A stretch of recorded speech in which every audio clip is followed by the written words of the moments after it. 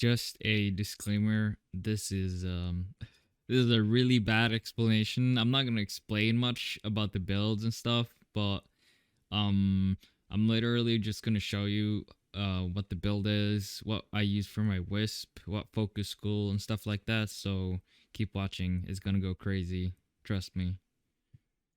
What is going on, guys? I am going to show you guys how to build a proper Wisp. This is the most broken Wisp build that I've seen out there, and I've personally made this out of how I usually would like to play it. And I'm a Wisp main, been Wisp main since for a long ass time, so you can see that I have the 80% on my Wisp. The most broken Wisp is, it doesn't matter what the primary and the secondary is really, it only matters what melee weapon you use. And personally, Za is the most broken weapon for Wisp. Honestly, it's the most broken weapon in the game, personally. It does like a huge AoE. It can one-shot literally anything, not the Archon Hunt though. But most of the enemies that, even if you like, you don't even have to strip armor to be able to go one-shot people with it. So what I usually go with is like this. I have a faction focused and a main. I also use a Riven, and the way you want your Riven to be is CD, CC, and cold. The reason why you want cold, if you have the same weapon as me, let's see here, this, you have the Play Key War, definitely grab a Play Key War whenever you can. It was in the Halloween event. The grip is Corb and the link is Regi LL Ruhang. I'm not sure if I pronounced that correctly, but that's how I made my Zaw weapon, and it's been by far the most broken weapon I've made. So the way you want to build this, if it's like you're lazy, you don't want to keep changing to faction focus, then just use Spoil Strike. This is what you want to run with. The reason why you want cold on this is to make viral, basically, and then you can just add the primed Fever Strike, and the rest is basically sacrificial pressure, sacrificial steel, gladiator might, killing blow, and owl amalgam. And with this, you do not have to build combo at all. Even if I'm orange critting, I'm still hitting sometimes those 2 billions. Well, most of the times really, but I'm hovering around like 1 billion to 2 billion damage per hit.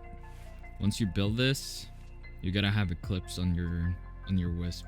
And the way I built it, I have a completely buffer Wisp, focusing on those buffs on the reservoirs. I usually don't use the shock moat, but it's pretty nice to put them down during high levels when you're fighting, like, I don't know, let's say 5,000 enemies. Yeah, level 5,000 enemies. Then you could probably start using the shock moat.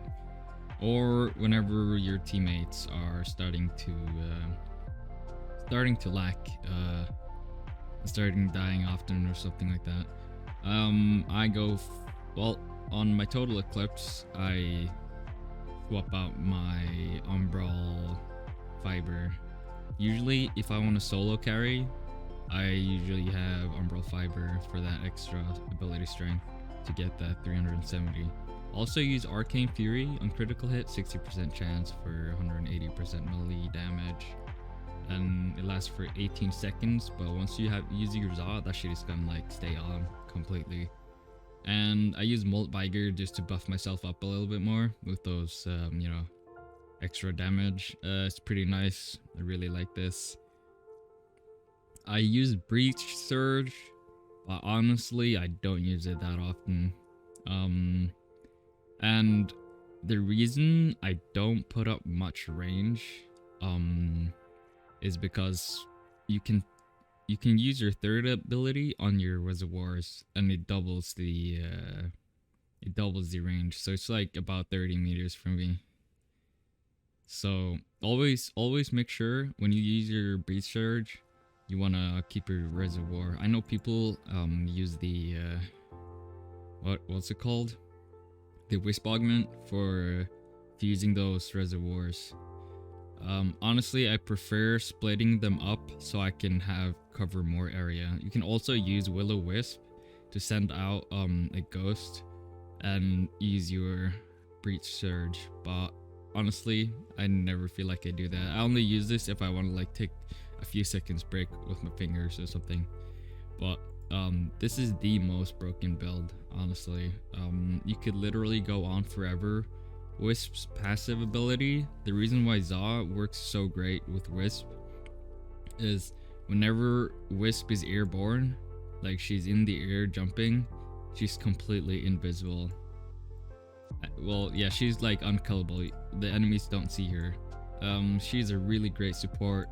She does a fuck ton of damage, and I usually put as you can see here, just melee critical damage. It's pretty nice to have. I gotta push those numbers, and you can either choose Zenuric or Madurai. I like to put Zenuric, that way I get like a 20% more what's it called, ability strength to my reservoirs, and then I don't have to like go back in and out just to plant one by one, you know. So, but if I'm just damage focusing, then I usually use Madurai to get that 40% extra. This build is insanely crazy. It could literally do anything. You can bring it anywhere, and if you want to like buff your teammates like crazy as well, you can swap it to Total Eclipse. If someone dies, your job is to keep them alive and reviving them, because enemies don't see you and you literally blow up everything. So what I usually do, I go this, I press 2, and then I dash twice, and then I go back to my frame, and then I click on my Eclipse. That way you can sort of push those wait, okay, so but you gotta do it fast though. There we go. Now I'm almost at 700, so it's a pretty nice. Those numbers are like, it shows what's it called, the damage is pretty it ranges like from like maybe 100 million and then up to like, you know, 2 billion. It honestly depends on your Eclipse, but usually once you're in a good spot, they're always gonna hit like a 2 bill from time to time, but it ranges from maybe averaging around 1 billion. Sometimes it just hits those weird ass numbers, and you can see a lot of negative numbers as well. So this build is pretty broken. I really suggest every Wisp players go with this build.